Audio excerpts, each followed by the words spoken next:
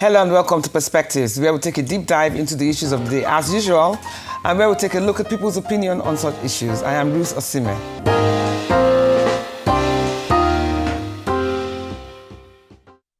Welcome back to Perspectives, your Arise News.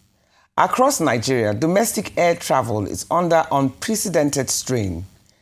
One-way tickets that once averaged 250,000 naira now sell for between 500,000 naira and sometimes even 700,000 naira, an increase of over 200%. This surge comes as road insecurity increasingly dictates travel choices, forcing families, workers, and holidaymakers into an impossible dilemma. Pay exorbitant airfares or risk unsafe road journeys. That's the choice that they've been given. These hikes are not abstract figures. They affect real people trying to move safely, especially during this festive season when travel demand peaks. While airlines cite rising operational costs, passengers are left asking hard questions about fairness, transparency, and whether these prices are a short-term spike or a dangerous new normal. When insecurity pushes citizens into the skies, air travel stops being a purely commercial service. It becomes a public interest issue, one that requires coordination amongst security agencies, regulators, transport authorities, and policymakers. The question then becomes unavoidable. How do we guarantee safety without turning it into a privilege? And how do we balance affordability, passenger protection, and the sustainability of the aviation industry without pricing out ordinary Nigerians out of safe travel? We're heading for a short break, but stay with us because something coming up shortly is the conversation proper with our distinguished guests, Jonathan Onaja and Michael Achimugu. Perspectives will return in just a moment.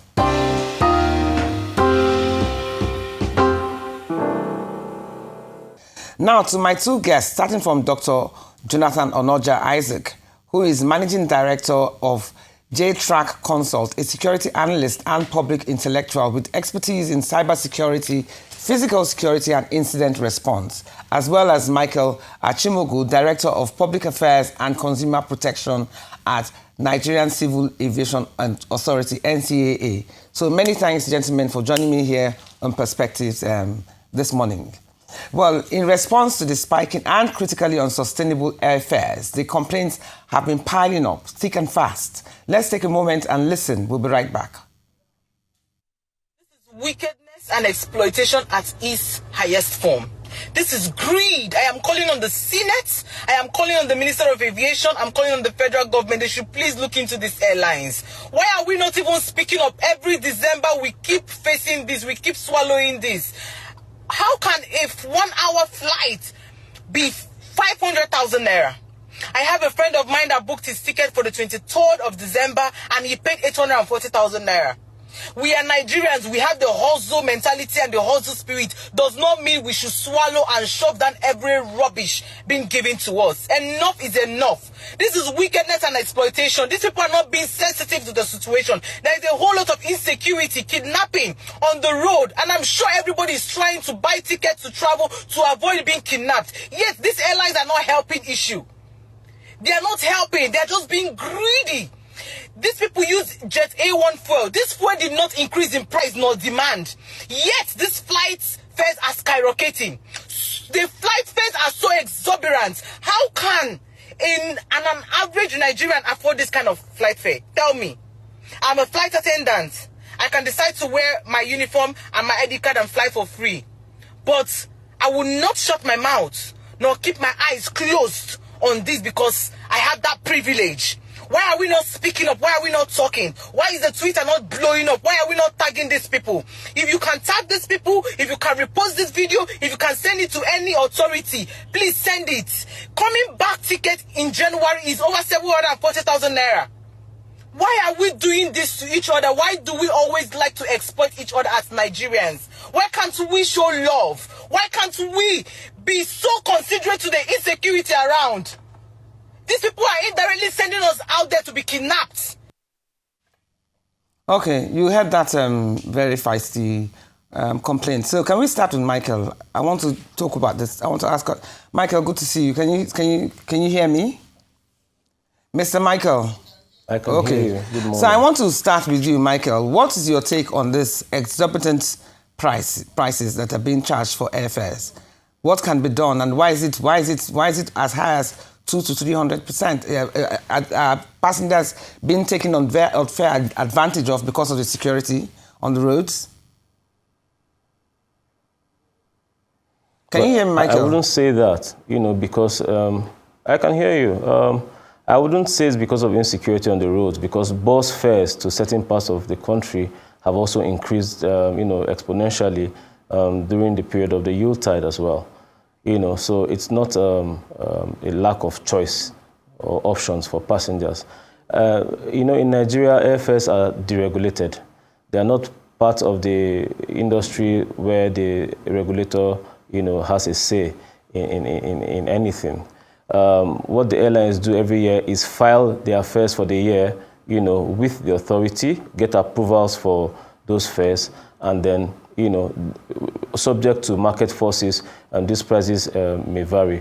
However, because of these complaints, we summoned the airlines, domestic carriers, last week to my office because I had heard allegations that the airfares were this high because of 18 taxes and they claim to be paying. I have gone ahead to counter that narrative. This is me speaking as a regulator. As an individual, as a flying citizen myself, I do not agree with these exorbitant prices. I'm hearing 700,000 from you. As at last week, the highest fare was 500,000 and it was a particular airline. I have reported this to the director in charge of air transport regulations, and she's summoning that airline next week. Not because she also can determine the fare, but because we have a duty to try and balance things out, to call for a little bit of humaneness to these things with the airlines. As of next week, we'll have feedback on this. But shouldn't there be a cap as to the amount of increase that can be put on any airfares? You just said now that the particular airline was called. But shouldn't there be a cap that you can't exceed, no matter how much you want to increase it? There should be a cap, and so you can't increase more than 100% or more than 50%. This is what deregulation means. The authority cannot place a cap on these things. It's down to market forces. And that's why on the routes where passengers have options, this is why the Honorable Minister has been speaking about fair competition. You see, if you want to book a flight on airline A, and then their fare is 500,000, and there's an option to fly airline B where their fare is 250,000, you'd go with the 250,000. Yeah, but can they be that competitive? Of course, there are some routes where there seems to... Sorry? Can an airfare for the same flight be twice the amount in number with competitors? You just said now one can sell it for 250, another one can sell it for 500. How is that allowed? That's why it's a deregulated market. The CAA does not make that determination for the airlines. It happens abroad as well. It's the same thing all over the world. There are countries like India where their CAA regulates their airfares, but most countries of the world, no CAA regulates airfares. Do you think it's that? Of course, I know this is down to the Yuletide. After the Yuletide, these fares will return to normal as well. Okay. However, the CAA is speaking with the carriers, to try and be more humane about it. Okay, let's get to Mr. Jonathan. Now, Jonathan, I can understand. I see where Michael is coming from, but whether we like it or not, the scare of traveling by road has inflated the patronage of people traveling by air. Not because they have a choice, but because they just probably feel a bit safer doing it. Now, from a security standpoint, is the current shift from road to air travel driven by verified threat intelligence or by public perception, amplified by fear and recent incidents? All right, thank you, Osime, for having me on your program, and good morning, Nigerians. Yes, the shift from road to air travel is a combination of verified intelligence and public perception. Already the fear exists that, yes, our roads are not safe. But I think there's a change of narratives as we can see now. I'll give you an instance. This is a Yuletide season. Before now, there's this fear of those, especially those plying the routes of Kaduna-Abuja road, the Abuja-Kaduna road that was like more of the dens of kidnappers and bandits. Sometime last week, I did some research as to know why these insurgents have reduced drastically on our road. And let me use this opportunity to commend the Minister of State for Defense, His Excellency Dr. Bello Matawali, for bringing initiative and intelligence into our security systems from the defense angle, because our defense strategy to some extent is working at the moment. It's just for us to have some level of community trust to believe in the process. This is the Federal Capital Territory. I give you an example, Osime, this morning. A Federal Capital Territory that is less than 50 kilometers to Kuje Prison. People broke into that facilities unchecked, unmatched, unarrested sometime during the last administration of His Excellency late former President Muhammadu Buhari. Now, the narrative is changing. And yes, the fear is there.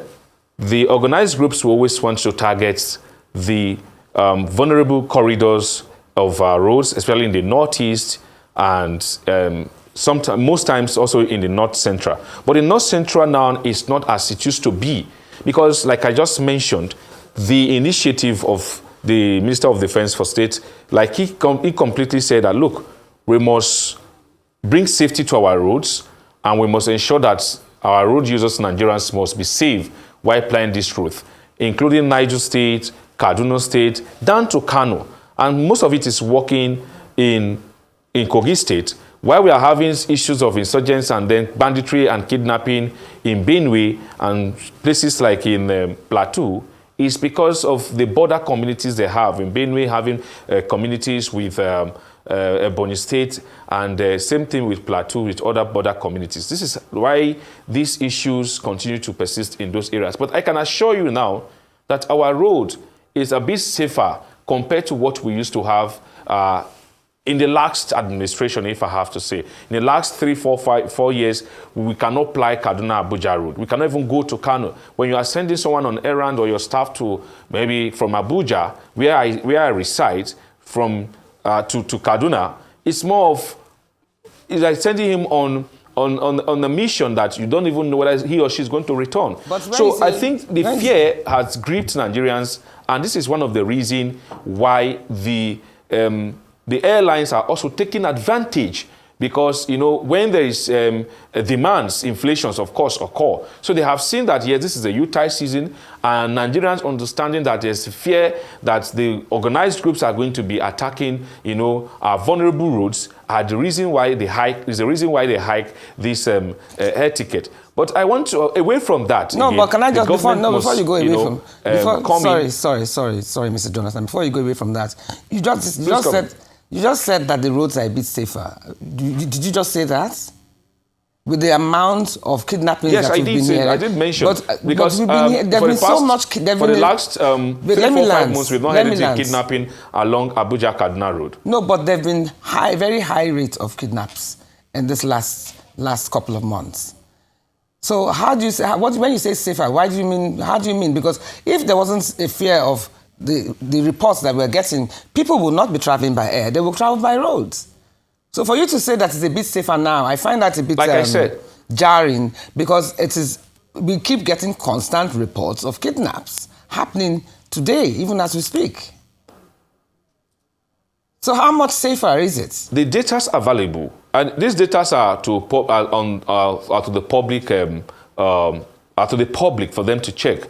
Verified data shows that there are the kidnappings on our road, especially in Abuja, Kaduna, Abuja to Kogi State, like we used to have in those days in Okene, and Abuja to Nasarawa, has reduced drastically. Okay, but what about... We are not seeing that as it used to be, where over 30 persons are kidnapped. Now, also going to the southeast, we used to have the issues of the sit-at-home order, of the prescribed... sorry to keep cutting in again. Ebubeagu and what about Benin? What about Benin? What about Benin Shagamu? What about Benin Shagamu? What about Ibadan? What about even Ogun State? At the southwest. At the southwest. There are kidnaps going on. these kidnappings could be happening within communities, but not on the road as it used to be. The kidnappings that are happening in those areas are within the communities. No, but and most times, if you trace it, these are issues that are solvable. Those challenges are surmountable. If only the communities, have the trust on our security agencies. But Mr. Jonathan, so we are still on parallel lines. No, we are still on parallel lines here. Because there have been constant reports of kidnaps happening on these roads. You're making it sound as if people are just being paranoid for no just cause. We get constant reports. Benin, Shagamu, the fear already exists. Even to the southwest. We are getting constant reports. No, I am saying that the data on ground, the data available shows that there's a drastic reduction in kidnapping. I am not saying that there's no kidnapping, in those areas. Okay. But I'm saying that the data available shows that there's a reduction. I'm speaking on national television. So are you saying now people can verify the fact that I mentioned? Mr. Jonathan, we are going on the break soon. But are you saying, before we go on the break, you are saying now that the kidnaps that are occurring these present times are not as bad as before? It has reduced in number. Is that what, before we go on the break, is that what you're saying? Exactly. Okay. That's the point. Break. You can continue on that first. Exactly. Don't worry, Mr. Jonathan. We're not going anywhere soon. We are going on the break soon, so we can continue. Okay, see you right back.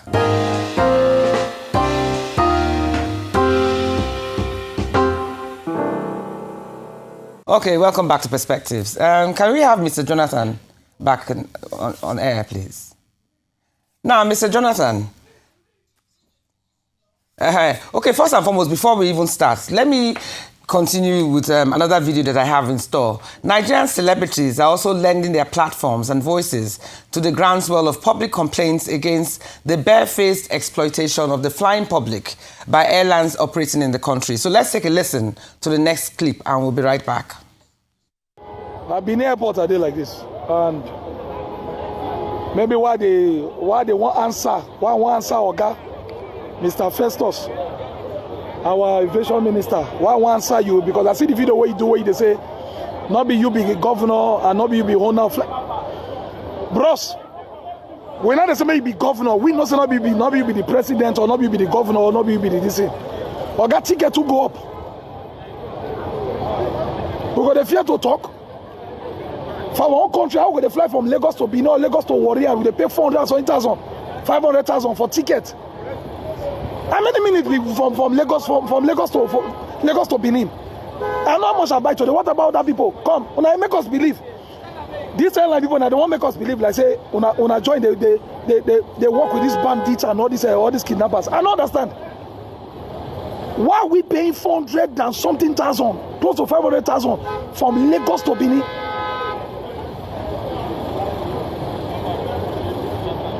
This my video what they do now just like number video now they do so. The next one we're going to do so.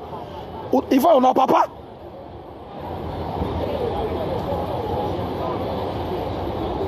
I don't know how many people they survive. I don't know how many people they survive. This video not just for me, now for everybody I do this video for. Why are we paying 400 and something thousand, 500,000 for ticket? For same country, for flight, I don't understand. What kind of wickedness is all this? And they use people painted, they collect money for their hand. Why are we paying 400 and something thousand? Mr. Festus Keyamo, or God that you are the talk to, and they greet you first. The next one I want to so you're not gonna light out or talk. Or God that you get power, and you go talk to these people. Well, that's a very irate Okoro, speaking on behalf of the voices of many. Can we have Mr. Jonathan back in the house, please? And let's continue where we stopped. Mr. Jonathan, remember we were arguing about this insecurity thing because you and I are still on parallel lines. I want to, whilst on break, I grew up some other places that I know have been infested with insecurity. Benin Shagamu Road, Ijebu-Ode Road, Lagos Ore Road, Akure Road, Ogun State generally, and even in Halia, in Anambra State, where we had some of our former cameramen who were actually killed just last year, So there's major infestation of criminals on the roads, and I still can't quite understand how you still insist that the rate of criminality on our roads has gone down with reports like this. Okay. Thank you, Osime, again for having me on this question. But I need to clarify something, that insecurity can only be reduced to the barest minimum. And from what I have seen as a security expert, from the data available, and from also our findings, it has, to me, reduced drastically. Insecurity in terms of kidnappings on our road has reduced drastically. This is a federal capital territory where people cannot even go to school. Every day there are threats of students to be kidnapped from school. Every day you hear stories of people. In the last administration, you hear stories of people kidnapped from one school, or even from a federal capital territory where, you remember the Abuja-Kaduna train attack. I was in your studio to discuss these issues. We are not hearing that again. Even issues of suicide bombing, these are issues we are not seeing again. And like I keep saying, when there was even issues of kidnapping in Sokoto State, we have the Minister of Defense for State, His Excellency Dr. Matawale Bello, who traveled all the way to Sokoto State. And where issues of bandit leaders collecting tax and all of that, he gave directives, and these people were arrested and even sent to where they're supposed to go. We are having reduction in kidnapping, banditries on our road. That is a fact. I am not saying that, I'm not going brief for the government, but we must be realistic to the facts on ground. And these airlines continue to, bring these fears among Nigerians, spread this falsehood to have their own business, to be able to hike the fares of their airlines. So we must be realistic. Can I just ask a question? When we talk about issues let me ask you a question. Insecurity. Let's rewind. The reduction in kidnappings and abductions on our road is a fact. But when it has to do with our communities, yes, there could be, kidnappings in communities, ransom payment. We are even in the federal capital territory where people were kidnapped from their houses in the past 3 years. But that we are not seeing that again. There's a reduction in that now. Okay, let me ask you. So we must give kudos to these people and ensure that we see how to complement them. And Nigerians must begin to have trust on the system. If there's a continued fear or spreading of this falsehood, we will not be able to even come out of our house to our offices. But are you alluding, because you just said now, are you alluding that the airlines are also playing up this narrative of safety on the roads just so that they can hike their prices? Is that what you're insinuating? That airlines are that is the point encouraging this narrative just so that people can patronize them and travel by air more than by roads. Is that what you're insinuating? That is the situation on ground. Okay, now. Otherwise, our road, especially in the North Central, is a bit safe, and I can assure Nigerians that with what we have now, with the current formations of our defense strategies, under the ministers of State for Defense, we are having a better understanding of what our road system is all about. I am saying that other security agencies are complementing. There's a stop and search on our roads now. We're not having that before. There are foot patrols on various communities now. We're not having that. Our security agencies are already giving to Nigerians their best that they could. Nigerians must begin to believe and trust the process.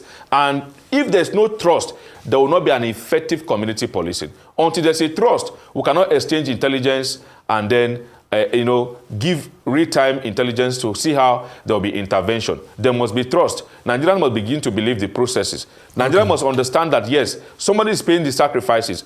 Not until that, we will not be able to achieve anything. Okay, can I have Michael in the house, please? Michael, you just heard what Mr. Jonathan said about airlines also adding or fueling this narrative about its safety on our roads, just so that more people will patronize airlines. What's your take on that, number one? And then number two, if road insecurity is concentrated in certain red zones, like the ones we just mentioned, why are price hikes applied across all routes instead of targeted regions?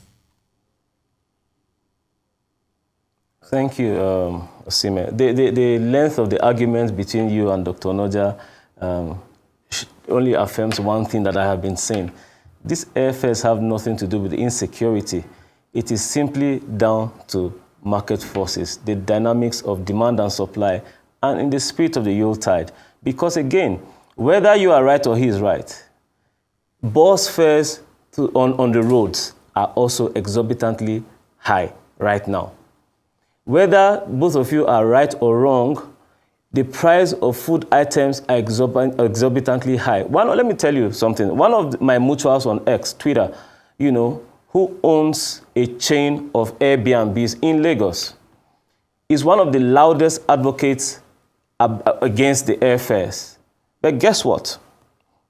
A little research shows that he has also increased exponentially the rate of his Airbnbs over 7 times in preparation for Dirty December. Over 7 times. So for me, that's why I say, speaking as an individual, this is Nigerians on Nigerians. I don't agree with the hike in airfares, at least not to this level. But again, would you call it exploitation? Not this conversation between you and Dr. Onaja. Listen, would you call that exploitation? The fact that your friend increased his price by 7 times. Do you understand? I do agree. I've been very clear. I'm not ambiguous about this. Do you agree that this exploitation cuts across board? And whether you like it or not, the safety of roads has also increased patronage with airfares, whether you like it or not. Because there are people who are now going by air because they have no choice. So yes, I understand during the Yachty season, yes, you increase your prices as a reflection of the times, but you cannot ignore the fact that some people are patronizing air travels because they feel unsafe to travel on the roads. You cannot just blame it on just the festive season. There's also the exploitation. Mr. Sima, I don't know. You've been saying this repeatedly. I don't know if you have the data for the number of air passengers in Nigeria. I don't have to have the data. I've seen complaints of public opinions. That there's an increase in the number of air passengers in Nigeria. Yes. Do you have this data? I don't have the data, even if but there were, does it not also to prove the fact opinions. that this is down to the forces of demand and supply? Yes, this but is what why is there causing is the a demand? hike every What December, is causing not just the in demand? Nigeria, across the globe, every Yuletide. So it's just based on Yuletide. It's not based on people not having any choice but to travel by air because they don't feel safe on the roads. No. It's just based on the Yuletide. I believe very strongly. It happens year in, year out. Listen, we are already used to this. So you don't believe that there are people who are traveling by air because they don't feel safe enough to travel by roads? You don't believe that? There would be. What I'm saying is that with regards to the airfares, it is still down to market forces. You are questioning me about airfares, yes, and you have to let me speak. Oh yes, please speak to the issue. We're listening. Yes, I'm listening to you. Yes. Okay. Now, let's get back to Jonathan, please. Jonathan, at what point does persistent insecurity begin to significantly influence travel behavior and market dynamics? Do you believe that also plays a role? And what ways may that require to have coordinated government attention? How can we get the government more involved to make people feel safer? All right. We have seen, the dynamics of our issues of insecurity when it has to do with our travels behavior. But again, like I keep saying, it is about the understanding of what we intend to achieve. The government understands that, yes, there's insecurity. The independent marketers also understand that there's insecurity. Nigerians plying those routes know that there's insecurity. However, we must consistently manage and monitor the improvement and what comes with it at every quarter. This is a festive season. So whatever we discuss at this point should be something that is relatively affecting this moment. Now, it is a short-term, solutions to ensure that the Yuletide season is free from any issues of adoptions or kidnapping. Now, I give you an instance. The corridors, like in the northeast and in the northwest, it already assumed that they have some vulnerable routes in those areas. However, the security agencies over time continue to bring, awareness to the people of SYSD. Even in your house, there are times where they are going to have a demonstrations of, shooting range. Then you see some text messages that, look, things like this, SYSD social time, things like this are going to happen. These are all awareness to ensure that you as a Nigerian is aware that things like this is going to happen. So it is just about the security agencies bringing more awareness program to ensure that we understand our terrain. Yes, we have vulnerable terrains, like in the northeast, like I said, and most parts in the northwest. But then, the security agencies to me, are working hard to ensure that those areas are well policed. So to me, if Nigerians begin to believe the system, the market prices that we are seeing, like my colleague in the studio said, that yes, there's hike in even the bus fare as well. It's a normal routine that happens within the festive season. And the difference are usually 5,000, 6,000 naira. The difference usually are 5,000, 6,000 naira from the normal time that they travel. But look, the hike in the airfares are like, triple of it, of what we used to have. How can someone pay 700,000 naira? That is why it's an extortion of Nigerians, all because they understand and they will continue to preach this idea of insecurities on our road. So these dynamics of our security and these perspectives show very well that there's a reduction based on the available data, which I mentioned earlier. There's a reduction of banditry, kidnapping on our roads. However, with the current market situations that we have seen, where thefts are increased almost 100%, it calls for questionings of those in authorities, and it also calls for for probing of such such art in our industry. It's good that you're there, sitting right next to Mr. Michael, because he's still insisting that it's based on the altitude that these prices are high. So as you can see, Mr. Michael, it looks like me and Mr. Jonathan are agreeing somewhat on this insecurity matter. But let me not overflog the issue. Now, if you say that the altitude is the reason why there's the fare increase, why hasn't that applied with international fares? Why are international routes not seeking similar hikes? I have not told you that the rise in airfares domestically is down to operational reasons. You've not been it's down to the altitude. It's down to the festive season. You've not been listening to me. I am listening to you very intensely. You said it's down to the altitude, the festive season. And you refuse to agree with Mr. Jonathan and I that insecurity on the roads has a pertinent role to play. So I'm saying if that's the case, and you're saying the fares have increased because of the altitude season, why has this not been reflective on our international fares as well? Well, Mr. Sime, I was putting it to you that you are speaking rumorously. I have data that you do not have. And I'm asking, the rise in passenger traffic at this time is not down to domestic air passengers. There are lots of Nigerians who save money from January to December to come back home for the Yuletide. So are the fares abroad? Those ones do not care about the insecurity on the roads. Okay. Now, let's move beyond that point. I have agreed that some of these airfares are extortionist. I have said so myself. This was the reason, if you didn't hear me before, why I said I summoned all of the domestic airlines to the NCA headquarters last week. Okay, so can you give us an update on that? Look at the trajectory of things. Can you give us an update on that? Which routes are experiencing these extortionist airfares? Because it's not all over the country. It does not even reflect the areas that you call red zones. Now, the highest airfares presently domestically are flights going to the southeast, right? But then again, there's competition on that route as well. There's Airpeace going there, there's United going there. So if you want to purchase a ticket on, say, United was selling 500 last week. I don't agree with that fare. I'm very, very clear about this. I do not agree with that fare. But if you cannot fly on United, then you can fly Airpeace. How much was United now, what charging? the Honourable Minister and the relevant agencies have said to you, Madam, for a long-term solution, is that we must ramp up fair competition on this route, because as of this moment, it looks like there's monopoly of those routes. And it's down to capacity problem that we have always admitted to. Airlines simply do not have the capacity to be able to compete fairly against one another at this moment.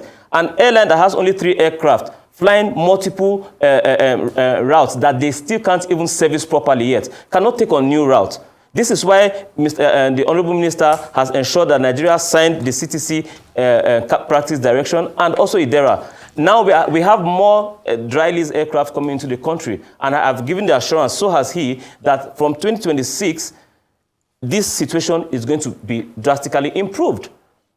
This is the point. And of course, yes, we pray also, even though we're in aviation, we are praying for safer roads as well. Even in Europe, currently, I sent to you before I came here, you know, you have the data on your phone. Yes. We discussed this before I came here, that even in Europe right now, there's chronic delays, cancellations, and all that, and people are being encouraged. People who have booked air tickets already are being encouraged to seek alternatives like trains, and roads. You know, so December comes with its own unique issues like this. But we are on top of the situation. Okay, but I've also told you that next week, the airlines with the highest airfares have been summoned to the CAA. And we'll let the general public know the outcome of those meetings. Okay, we have always been transparent. That's why we're able to That's encouraging. That's encouraging to hear. The public has in and the then authority. I'm assuming that after this season, after the festive season, the prices will go back to what they used to be. Correct? Oh, definitely, that has been the trend. That has been the trend. Because again, the reason it will go down is because demand will be less that time. It's a free market economy. Yeah. It's what it is. Like I said, let's not overflog a dead horse. We've both made gotten our points across, one way or the other, but I know where I stand. But let me get back to... I'm not going to agree for you on this matter, Michael. Let me get back to Mr. Jonathan. I know. Yeah, see, I pay airfares myself. It is very troubling. It is very troubling because whether we like it or not, I can understand where you're coming from. But I cannot but feel, and the general public cannot but feel, that there's some sense of exploitation, which Mr. Jonathan has also reiterated alongside. But anyway, let's move forward. Now, Mr. Jonathan, are there immediate, I mean, you've spoken about how we can handle insecurity and what have you, but are there immediate practical security measures, such as patrol visibility, convoy systems, or real-time threat alerts that could quickly restore public confidence on major highways? Yes, I have reiterated over time, and you know, one reason why I continue to mention this fellow is because we must understand what leadership is all about. When people are in leadership position and they do well, we commend them, and when they do evil, we also, you know, let them understand that they are not, there for the people, because one of the problems we have in this country is leadership. Now, this is a country, one time we had a president had told us that he has requested the Inspector General of Police to go to a particular state, and that he is not even aware that the IGP has not traveled to that state. If we have coordinated approach towards ensuring the safety of our people, of our citizens, we will have relative peace. Recall, when I had this discussion with you on phone earlier and we had to talk, I told you that, look, Mr. Sime, the problem we have is the governors. It's the governors. The governors are not real to the problems, because these are governors that come to the Federal Capital Territory to come and collect security votes on a monthly basis. But they tell you that they don't have, control over the commander, over the security forces, that only the commander-in-chief of the armed forces are the people that have control over, the issues of insecurity. When there was a case of a bandit in Sokoto State who was terrorizing the state, I think that was Halilu somebody, who was terrorizing Sokoto State. We had the Minister of Defense, His Excellency Dr. Matawale Bello, left his seat and went to Sokoto State and requested that this bandit must be brought to book. And that ends it. Now, in Zamfara State, where there is killings every day, the governor comes to tell that he has no control over the security apparatus in the state. But when this is time for election, they mobilize the security agencies, then they have control over the commissioner of police. It shows that that's the high level of their ineptitude. They are not there for the people. So if we have a governor who ensures that his state is policed and utilizes the security funds properly, mobilize the security, ensure that there's checkpoints, ensure that there's convoy patrol, ensure that there's surveillance system, just like we have, I continue to say, and I must commend the effort of the minister in ensuring the safety of the Abuja environs, this defense strategy, because we're already in war season. The defense strategies are now working. When last did you hear the issues of our borders infiltrations? Our border, we have porous border. It is because we were not having people that has, the mindset of what security and leadership is all about. So they come with different excuses. when we had people in those positions, we were now beginning to have results. So it's now up to the governors to utilize their security votes. We had a governor, like in the case of Zamfara, who told us that he knows the whereabouts of bandits in the state. But till today, he has not been able to point these bandits to the security chiefs to go and pick those bandits if he knows them. So the problems we are having is, are we really fighting insecurity? Are we really fighting corruption? These are questions that is, in the minds of every Nigerian. So the issues of insecurity are things we must balance. Our roads within the state, the killings that is happening in Zamfara, in Benue, is in Plateau, are not happening on the roads. They are happening in communities, within the communities. And it is because those that are responsible and charged with the responsibilities of protecting the lives and properties, mobilizing the security agencies, ensuring that there are drone systems. Even churches and mosques now, they have grown beyond the level of just sitting in a place and worship. They now deploy, their drone system where they can monitor the services of other worshippers from their various branches. Where in Abuja, where they stay as headquarters, most churches stay in headquarters, they can stay here and view the activities of other churches. Why can't we have, these same those systems in the state where they can monitor the activities of whatever is happening in the state from the office of the state security advisor? Just like we have now a free road system in Abuja, Kaduna, down to Kano and parts of Kokeni and Nasarawa, we can have those, these issues replicated if truly the governors are true to their words, are true that they are in charge of the protection of lives and properties of the people. Because until there's a guarantee for lives and property of the people in the state, we will not have production, because this is where we have farm products. This is where the most activities happens. So if we have governors in the states and they are true to why they are voted into power, you will realize that yes, truly they meant well. Now we are talking about increased hike in fares now. This government came under the renewed hope agenda of His Excellency President Bola Ahmed Tinubu. He came on board after the removal of the fuel subsidy, ensure that states are giving allocations to ease the pains on Nigerians in the states, to ease the citizens' pain, and gave these governors some bailout funds, as they used to be called in those days. Till today, what happened? These same governors at this point are supposed to bring, these buses as interstate travels to ease the pains of their citizens. That we never saw. That we are not seeing. So I think I should even call the attention of the EFCC and the ICPC to go into the investigation of the utilization of some of those funds. Because these are not personal funds. These are not allocation to state. These are meant to address a problem. So the governors, like I keep saying, are the problems of the state.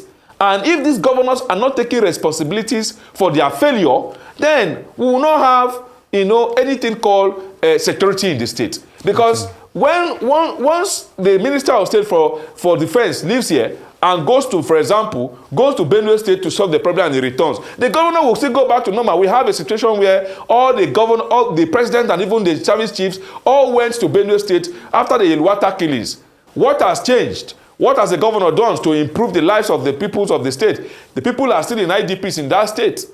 So people must wake up to their responsibilities. But I must assure Nigerians that yes, there's improvement on our roads and there's safety on our roads to a barest minimum at this point. Not as we used to experience every day there's killings, and we're not seeing that today.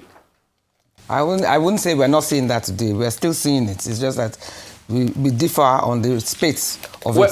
We differ in opinion on the space of it. No, you cannot say we're not seeing it. With my colleague in the studio, Mr. Michael. Don't dump me. Don't dump me at the last minute. You're on my side. Compared to the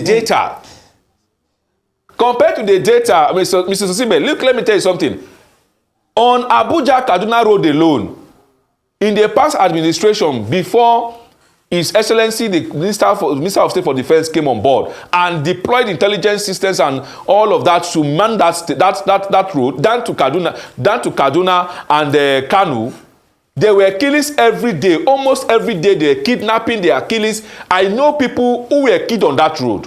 Okay. I can tell you for free, I know people who are killed on that road. But today, when last did you see on the news the killings or abduction on Kaduna Abuja Road? Please verify this and let me know. When last did you see that? No. There are many other roads aside from Kaduna Abuja Road. This insecurity will not just end one day. You start from a point to another. He has been able to actualize that. Look, I am confident he is going to actualize perhaps Anambra and all of that, and Enugu State. Enugu has even also reduced very well. I'm seeing that the North Central region has achieved greatly.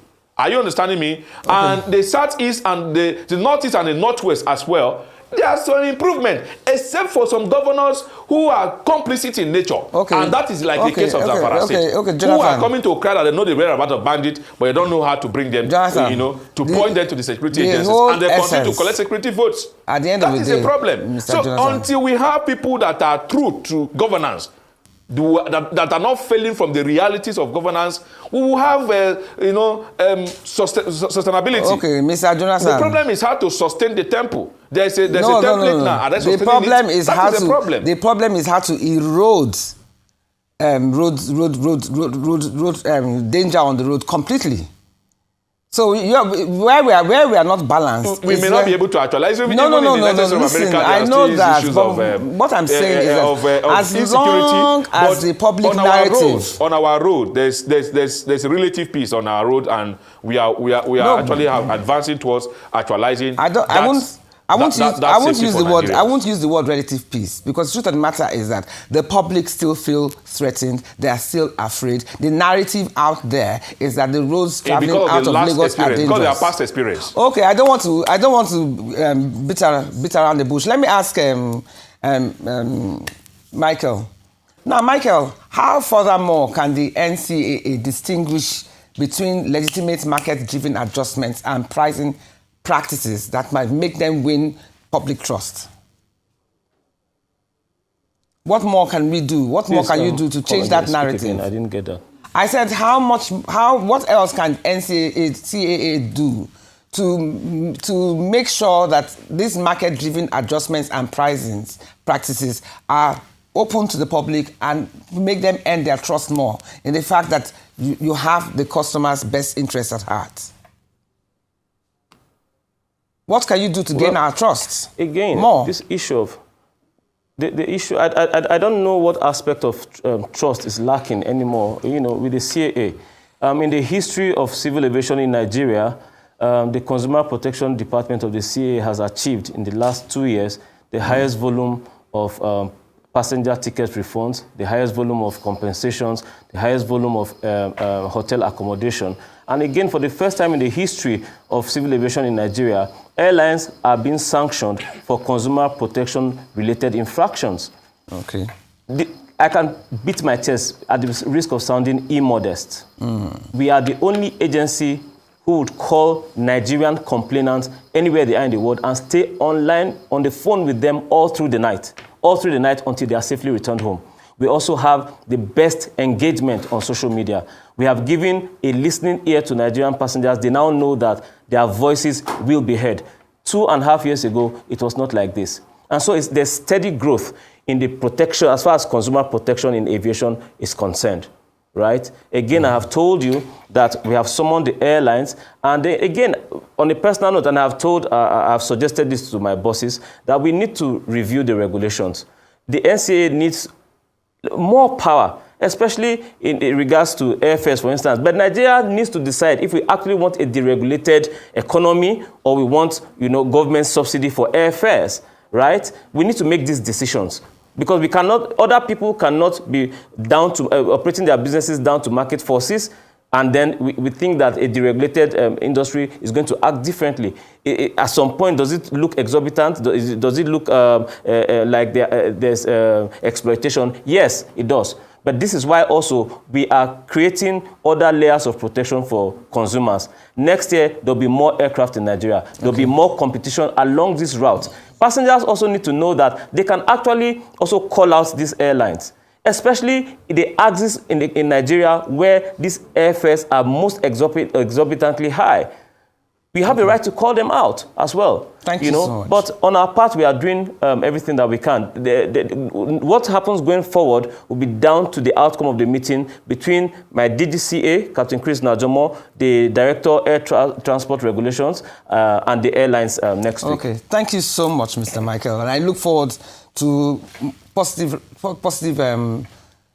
response from those actions that you're planning to take. And also, thank you so much, Mr. Jonathan. Let me also state very clearly that we are in advanced conversations with some insurance companies as well as insurance advocate groups, who want to provide a further layer of insurance for air traffic passengers. Okay. We thought we were going to close that deal this year, but there's a legal framework to be tightened up. So next year we'll have a situation where, because for now, as per our regulations, ticket refunds will take 14 days, right? Now we are looking at a situation where air passengers can get their refunds instantly, even before they leave the airport. And please, again, let me use this opportunity to inform Nigerian passengers that NCAA consumer protection officers are uniformed, recognizable, and they are present at every terminal where you're traveling. So please, if you run into any kind of trouble at the airport terminal, look out for the NCA consumer protection officers. They are on ground and therefore are able to resolve most of your complaints immediately. Thank you so much, Mr. Michael. And we are there 24 hours. Thank you so much. At every airport that's open for 24 hours. Thank you. Much appreciated, both of you. Thank you so much for being here with me on Perspectives this morning.